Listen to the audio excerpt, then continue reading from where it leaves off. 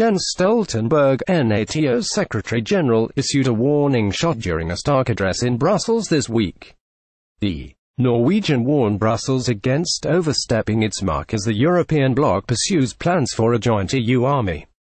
Getty Jens Stoltenberg warned Brussels against overstepping the mark with its plans for an EU army, the NATO chief told reporters that the EU will lose out if they try to undermine NATO by duplicating its role in the world. Speaking after a meeting of NATO defense ministers, Mr. Stoltenberg said that will be the same as competing with themselves. They will really be the losers if they end up with two competing structures, with two competing capability targets and lists.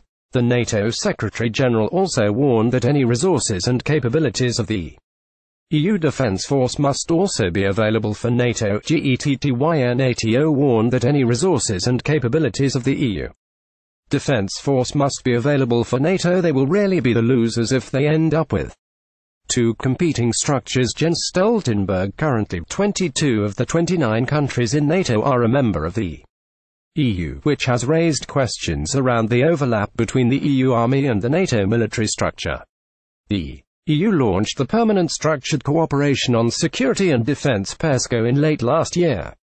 Jean-Claude Juncker has pushed ahead with plans for a joint European army, which will be budgeted in the next EU finance arrangement.